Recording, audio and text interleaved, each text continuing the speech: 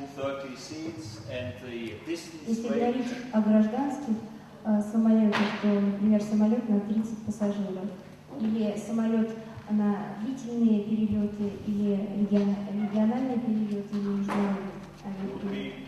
4,000 kilometers. Может быть, 4000 километров. So it would be regional traffic and not for transatlantic flights. Местный перевоз. These are our sub-objectives. Develop these kinds of planes. Такие планы разрабатываются в среднесрочном периоде. And then let's say the short-term goals is market.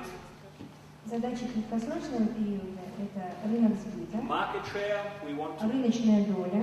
We want 20% of the market. Мы хотим 20% рынка. And we want to sell 100 units. И хотим продавать 100 единиц наших товаров. And then this is executed. У нас были планы, а теперь мы подходим к их исполнению. And now, if you remember the first graphic which we had, in all these horizontal lines, now we have our budget planning. А теперь вспомните предыдущий график, у которого была горизонтальная структура, помните, там бюджет был, organizational planning, right?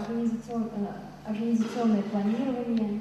So if you put the other graph which we just saw, if you put it one layer above, you will see a three-dimensional model. Если бы мы смогли совместить эти два графика, эти две таблицы, вы смогли бы увидеть данный план, процесс планирования в трех измерениях. So what you see here is the planning school in comparison to the prior school which we had. Сейчас мы занимаемся сравнением школы планирования с предыдущей школой. Is really complicated, and it is a really detailed process. И здесь процесс более детализирован, более подробный. And now let's go and look at the practical example. А теперь рассмотрим все это на практическом примере. And we take a large corporation. Мы возьмем большую корпорацию. Where we have now General Electric, but it could also be another company, like what we said, General Motors. В нашем примере это будет General Electric, но можно взять любую другую крупную корпорацию. So at this level here, we have the corporate. I have to write in little letters, otherwise it becomes chaotic. Corporate plan. Корпоративный план. Development. Развитие. Here is the sector plan development. Разработка, более детальная разработка плана по секторам. And then subsector. И разработка еще более мелких планов. So here we have our long-term economic forecast. Здесь у нас прогноз на долгосрочную перспективу для нашей компании. Long-term economic forecast. Этот прогноз касается экономических показателей. In this plan, this is happening at January 30 in the year. У компании General Electric срок исполнения данного плана Yes, January, at the 30 beginning of the year. января, то есть в начале года. Prior to that, it's getting complicated. Prior to that, we have the general managers meeting. У нас есть встреча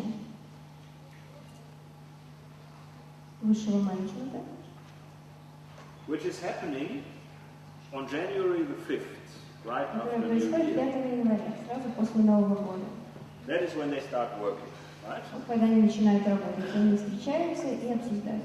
That is their first meeting.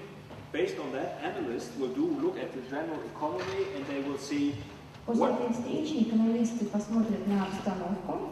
what is the overall picture? How will the economy develop this year? и попытаются сделать прогноз, как экономика будет развиваться в этом году на основе реальных экономических показателей. Will we see a rise in economic Будет ли activities? подъем в экономике? Will we see a crisis, which we just have? Или будет кризис, вот как сейчас? They have to do forecast. Нужно сделать какой-то прогноз. Then on June 25th, 25 июня review of corporate perspective. Происходит обзор корпоративной перспективы долгосрочного плана. They look inside the company, right? Специалисты смотрят внутрь компании. This is like here. This is the overall SWOT plan, and now they go into details. They look at the overall company. Вначале есть общий план, а затем он детализируется. They do a sector strategy review. Во внимание берется стратегия, которая делится на несколько составных частей. This is happening now. По секторам. Because now we are nearly July. Вот они как раз скоро этим займутся. Обычно этот процесс занимает несколько дней, с 9 по 16 июля. So at this stage in the company we have already done our corporate perspective review. То есть компания уже посмотрела, какие есть корпоративные перспективы. Where's the company going as a whole? And now we are looking at the sectors. А теперь мы смотрим на различные подразделения. Now we're looking at the sectors. If we look at a car company, this would be, for instance, Автомобильные компании, это было бы, к примеру, luxury cars, сектор роскошных автомобилей, small cars. сектор маленьких автомобилей, малолитражных.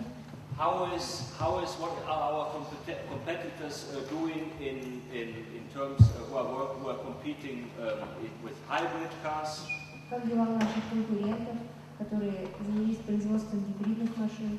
What is happening with electrical cars? We will see this in 10 years, but it is just С starting. машинами, работающими на электричестве, эта отрасль еще только-только развивается. These are things which we are going to look at right now. Вот во всем об этом как раз компания и все это и рассматривает. So we are looking at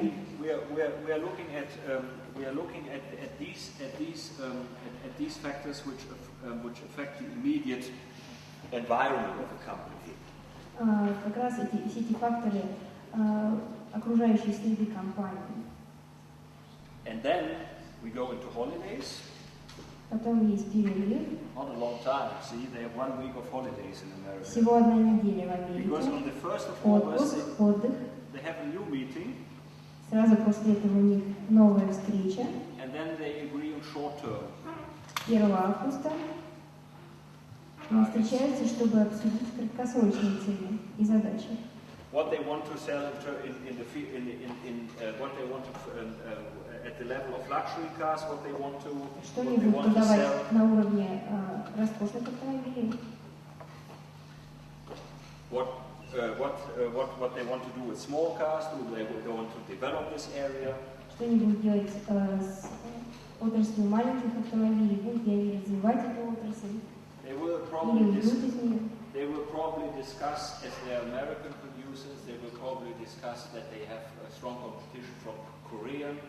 Как американцы, возможно, они обсудят то, как сейчас, какая конкурентная угроза надвигается со стороны корейских производителей автомобилей. So in the sector of really cheap cars now there's a strong competition from the Koreans right now.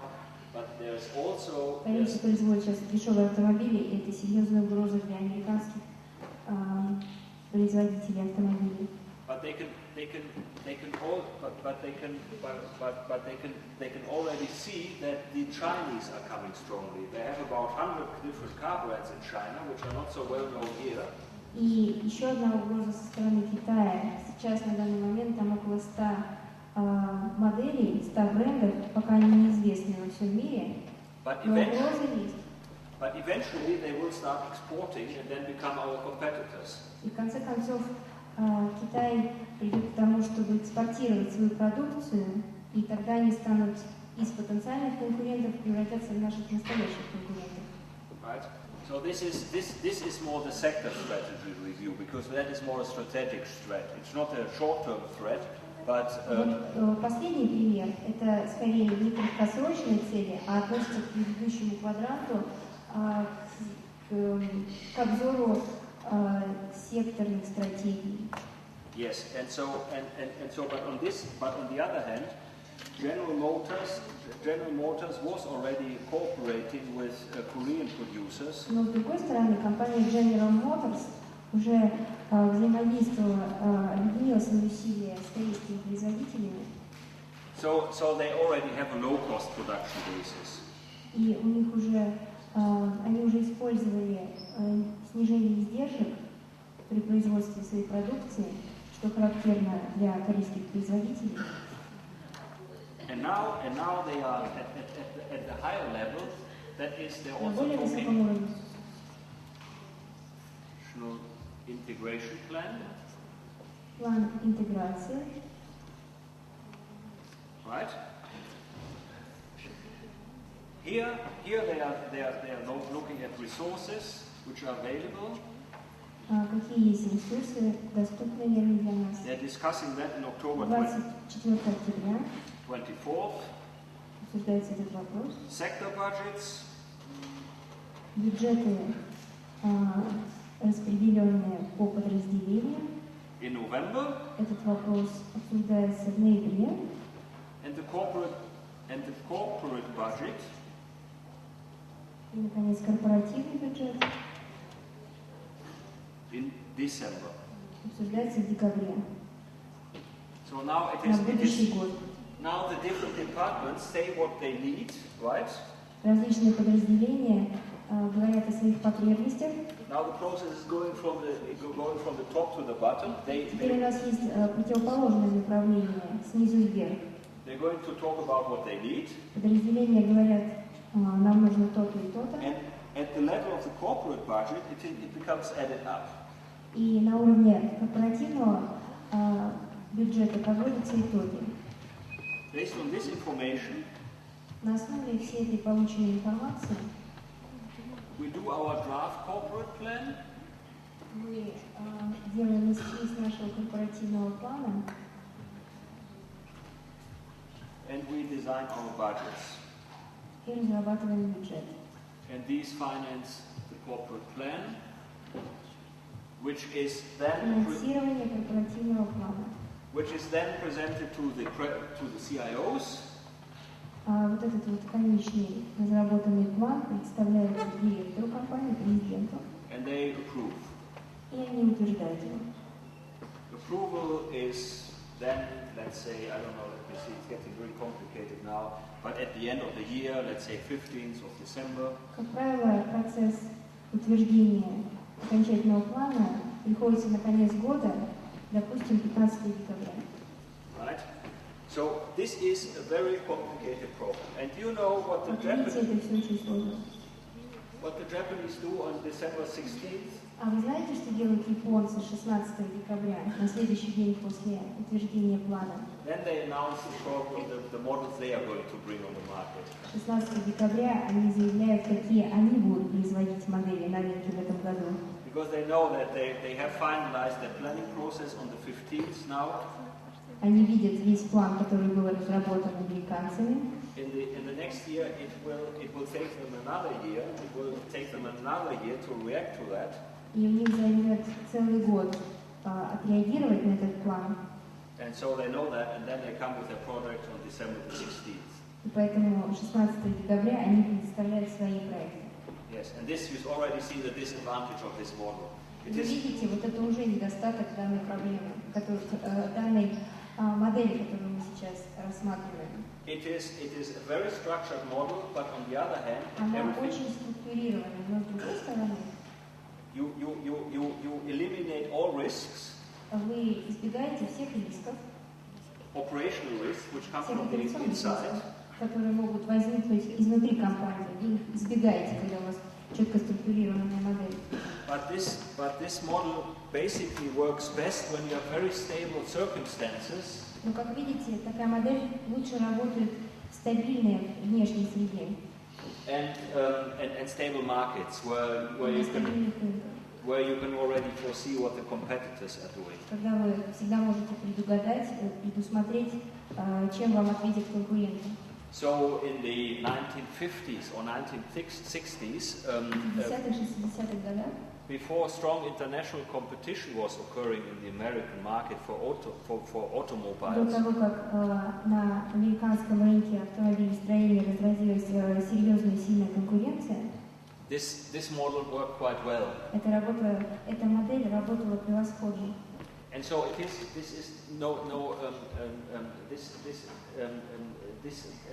you can see that this school was devised in the 60s. Вы как раз видите, что вот эта школа планирования была разработана в 60-х. You can see that this model was taken over in the 60s when product life cycles were not as fast as. И до 60-х жизненный цикл продукта не был таким скоротечным, как сейчас, в настоящее время. Are you sure what? Do you know the product life cycle? Вы знаете о жизненном цикле продукта? Yeah. Just as a reminder. Просто чтобы напомнить.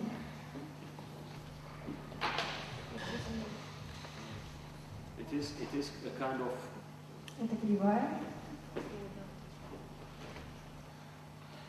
This is the time axis again, right? По оси аксис у нас опять время. And this is market growth. И по оси ординат рост рынка. Right. This is market growth. You have the infant stage, right? Есть maturity стадии stage, детства, зрелости decline, и распад. And nowadays product life cycles are much faster. While you had a product in the 50s or 60s which would have a product life cycle over 10 years. Сейчас жизненный цикл продукта значительно сократился. В 60-х годах весь жизненный цикл занимал лет 10. Nowadays product life cycles are much shorter. Сейчас этот срок значительно сократился. So it was common that a large car manufacturer 30 years ago, they were bringing a new model, a new generation of models every 8-9 years. 30 назад компании выпускали новую модель каждые 8-10 лет. And now it is basically some manufacturing are reducing this to 3 years. А сейчас этот срок сокращается до 3 лет. Каждые 3 года выходит новое поколение моделей. And you have shorter product life cycles. You have much more fragmented markets. Сейчас гораздо большее количество фрагментированных рынков. You have a fragmented market, which means that you also have nowadays a much more fragmented customer structure. Фрагментированный рынок означает, что потребители сейчас делятся на очень большое количество групп, фрагментов. Customers are much more sophisticated. They know what they want. Потребители сейчас отлично знают, чего они хотят. And so all these market conditions make life for a company much faster, much harder. И такие рыночные условия затрудняют деятельность компании. And you see already that a planning cycle, and such a long planning cycles, if they execute this through. И модель такого планирования, как мы видели перед этим, такая долгосрочная, занимающая целый год, they will just be vulnerable because they're not flexible enough. Будет очень чувствительной, потому что такая модель, она структурирована, она не способна меняться под воздействием окружающей среды очень быстро. So nowadays firms have to show much more flexible structure. This is inflexible. Поэтому компаниям сейчас приходится делать свою структуру более подверженной частым изменениям. But even as these models were working, there were already some problems with that. Но даже в 60-х, когда эти модели хорошо работали, уже тогда были какие-то проблемы. Because on the one hand, you had a design team which was making the plans, which was drafting the corporate plans. С одной стороны, есть сотрудники, которые занимаются разработкой корпоративного плана, группа людей. And on the other hand, you had those people who were the managers at the floor level. И с другой стороны, есть менеджеры, who saw that maybe this strategy, which was implemented from above, doesn't work down into reality. Видят, что та стратегия, которая идет сверху, возможно, она не будет работать на уровне их структурных подразделений, на более низших уровнях. Imagine that you are that you have a car manufacturer and Представьте, что есть компания, которая производит автомобили, и where do they have the closest contact to the market? где у них есть самый тесный контакт с рынком, когда они выходят на рынок. It will be at the sales room. Скорее всего, это будет в магазине на точке продажи. Because it is the salespeople, of course, who will see what customers demand. Поэтому, поскольку именно продавцы знают, что хотят покупатели. Imagine that they have in their sales room, they have all these nice, fancy luxury cars. Представьте себе шоурум, где стоят эти красивые, дорогие автомобили. And every half hour, a customer comes in and asks us for a smaller car. И каждые полчаса заходит человек и спрашивает, а нет ли у вас маленькой модели машины? It is the people down at the floor level who notice. Вы видите, что именно продавцы, то есть люди стоящие на низшей ступени иерархии, видят о том, что нужно потребителю. And they do it a long time before these people who sit in the corporate offices in the high skyscrapers notice. И они увидят изменения спроса гораздо раньше, чем высшее руководство. So basically, you had some developments from below the organization, which was going against the planning from the top. И мы видим, что план, который предлагается сверху, он может не соответствовать тому, что люди хотят сделать на более низших уровнях организации. So they were organizing from the bottom. They were organizing corporate resources, financial resources, in a different way than it was planned from above. Менеджеры низшего звена и среднего звена тоже пытаются выполнить какие-то свои действия, которые могут не совпадать и не соответствовать общей заданной стратегии, общему организационному плану компании. These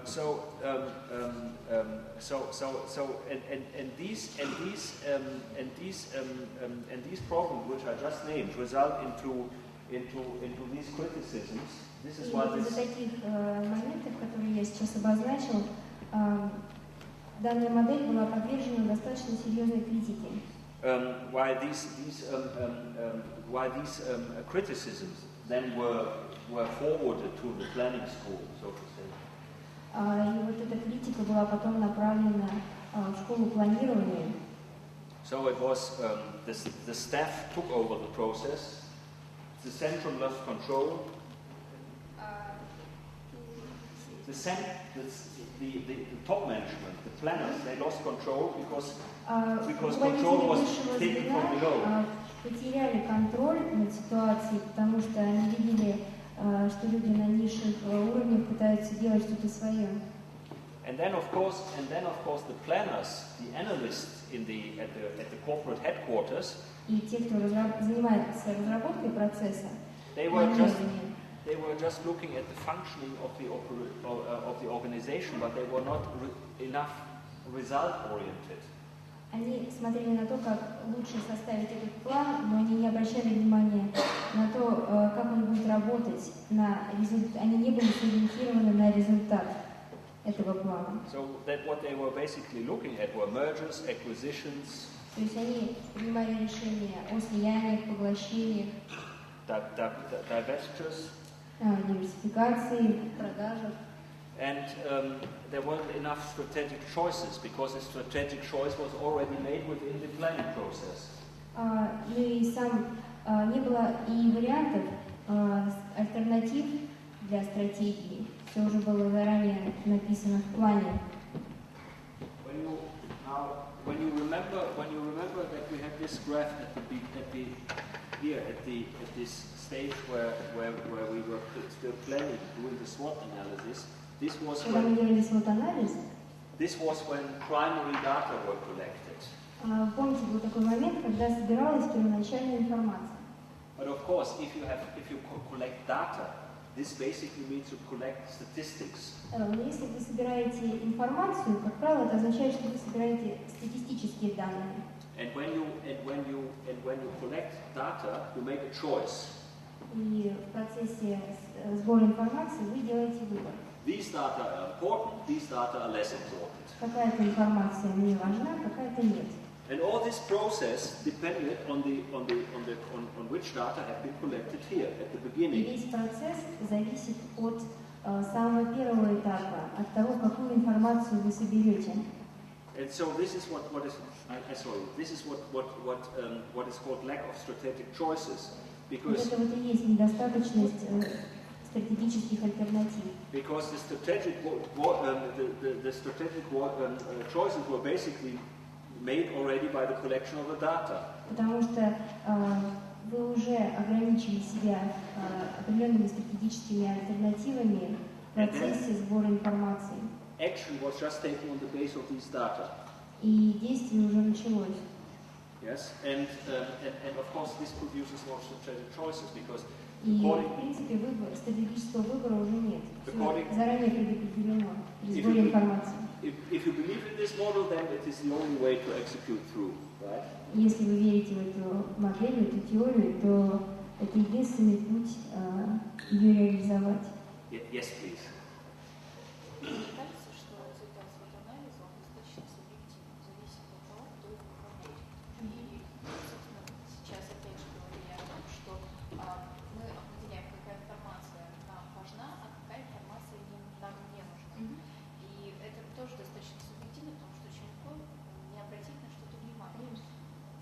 Так ли это и что с этим можно сделать?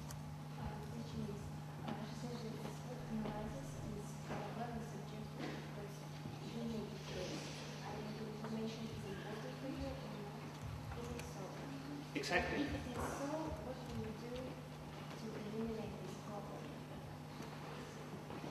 На самом деле это верно.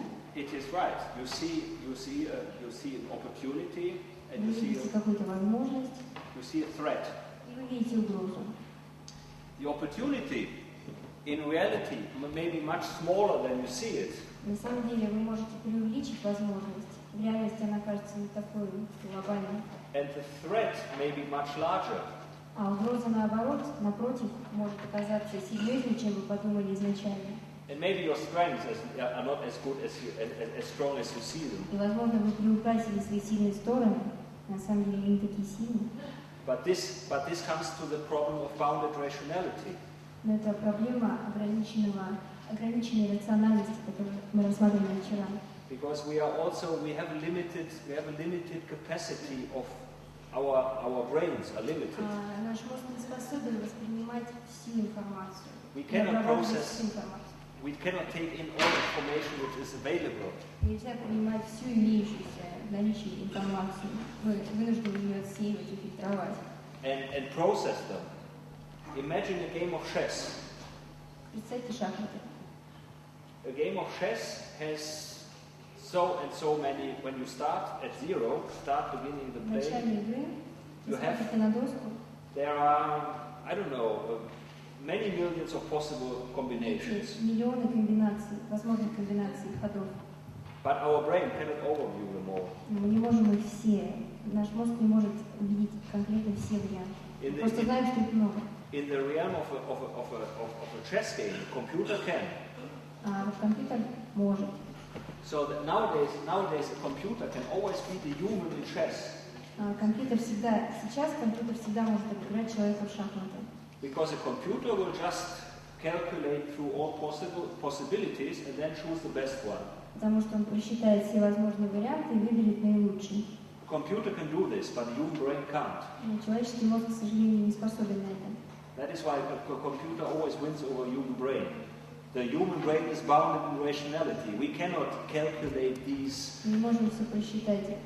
И есть проблема 500 million possibilities in 3 seconds. Рациональности. like a computer can. Просто знаем, что много вариантов.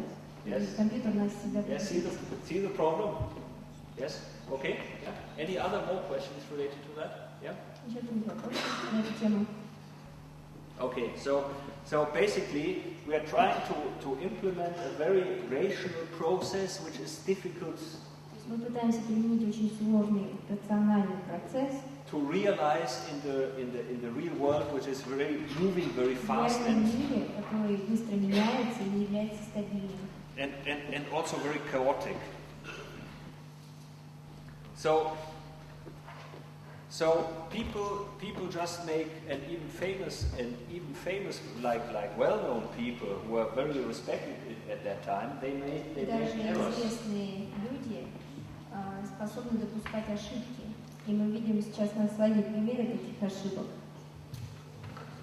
So Winston Churchill said that atom energy may be as good as our present-day explosive, but it is unlikely to produce anything more dangerous.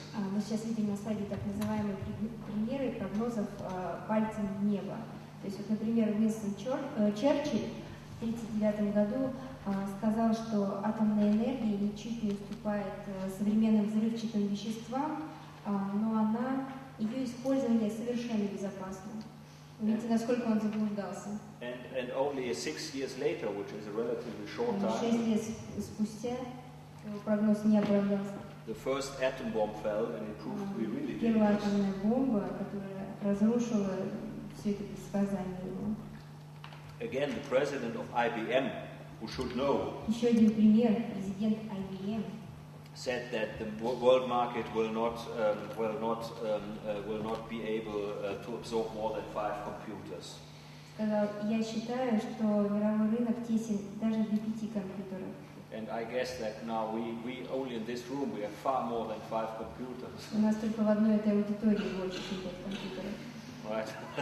And you see other examples, right? И другие примеры. People thought that man would never fly, and so on, so on. So you don't know what is going to happen in the future. Человек не полетит и через 1000 лет, и то, что рентгеновские лучи, это просто выдумка.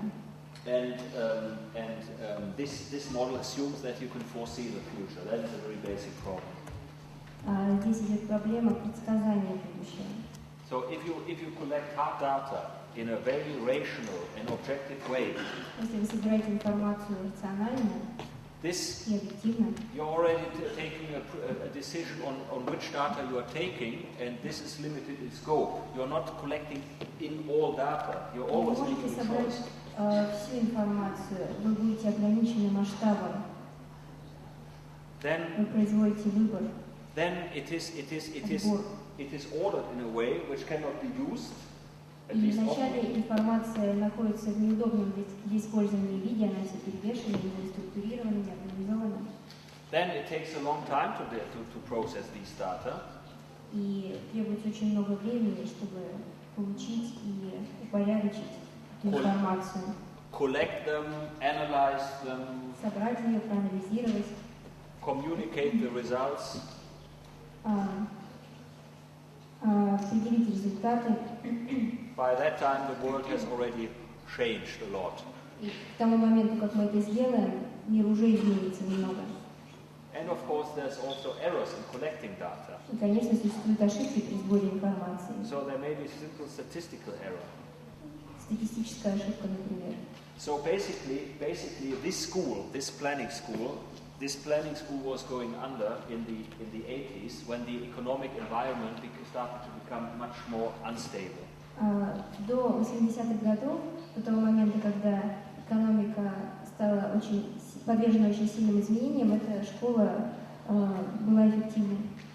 So at that time, the whole thing, people noticed that this doesn't really work. Но в тот момент времени люди поняли, что в таких динамично меняющихся условиях эта модель уже не работает. So at this time, that was the 60s and 70s when the economic environment was rather stable. В 60-х, 70-х экономика была достаточно стабильна, относительно стабильна. And also in the academic world, many people thought that this was a viable way of planning. И В научных кругах также считали, что это достаточно надежный метод планирования. There was a lot of literature written in that field. На эту тему было написано очень много научной литературы, издано учебников. For instance, a very well-known writer in that field is Igor Antsov. Игорь Анцов, очень известный представитель It's a Russian name, no? It's a Russian. I think that was somebody who then went to America and became a professor at Harvard. Yeah. And so that is a Russian scholar who wrote a lot on that. Игорь Анцов, известный российский ученый, писал на эту тематику, у него было издано тоже много различных статей, учебников. What you have to see that these scholars have written very intelligent things, right? But в этих школах были очень интересные, логичные моменты, идеи. And in many things they were right. И такие теории имели право на существование. But you also what they write, you have to see that in the context of that time. Но когда ты пишешь, ты всегда должен учитывать такой фактор, как фактор времени. Right? You have to see that in the context of that time, and later things change. Now, со временем многие вещи меняются. И те теории, которые были применимы раньше, могут устаревать и не подходить в дальнейшем. You have a kind of academic food chain, we call it like that. First, when new theories are devised, вначале на первой стадии происходит разработка новых теорий. You have academic papers. Есть различные научные документы.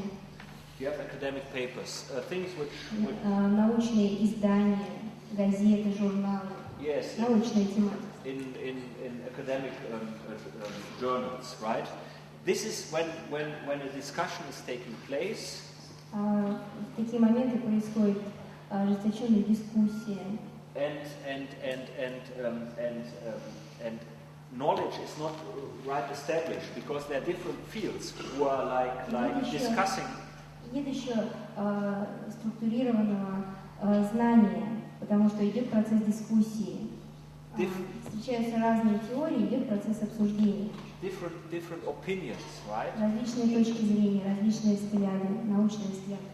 This can continue over many years, maybe 10 years. Этот процесс может занимать очень большой период времени, 10 лет, например. When this knowledge has stabilized, Но когда знание уже установилось, состоялось, then often books about the subject are written. Тогда издаются книги на эту тему. Then in the last part of the chain, then you have textbooks. Цепочки являются. Out of this condensed knowledge, textbooks for students are written. Уже пишутся учебники для студентов. Когда знание уже собрано, оно стабильно, и в конденсированном виде оно упоминается в учебнике для студентов. And often when a discussion is starting, until this knowledge is condensed in textbooks for students, easily 15 years can pass by. И вот этот весь процесс, вся эта цепочка может занять около 15 лет. So also с момента предположения какой-то теории и до момента, когда студенты смогут учиться из учебников по этой теории. So when you apply models, also which you see in textbooks, they always have a kind of origin. They come from somewhere. Поэтому все те модели, которые мы сегодня рассмотрели, они тоже пришли к нам в процессе вот такой цепочки. And that is a way to see them critically. You see. У них есть свое происхождение. Именно поэтому мы должны не только видеть положительные стороны, но и критично относиться к этим моделям. Right, so always when you see things Потому in что the textbook, прошло какое-то время, мир изменился. Always try to look at it in terms of the context. Всегда применяйте такие стратегии в контексте времени. I know this is difficult because it takes a long time to get an overview of the whole. Это очень сложно рассмотреть, окинуть широким взглядом всю теорию и науку. But you are learning, right? Но вы сейчас учитесь, вы как раз этим занимаетесь. Yeah, right. So you have the right not to know everything. Okay. Right. Okay. Let's see. We finish with yes. We're finishing right now. Next, after the break, we talk about После перерыва мы поговорим we talk about the positioning school. о еще одной школе, стратегической школе, школе позиционирования. This is Michael Porter, the model which you know. И о очень известной фигуре в мире науки Майкле Портере. And this is then the reaction of what happened in the 60s, 70s with the planning school. Then Michael Porter came, which was a reaction to that.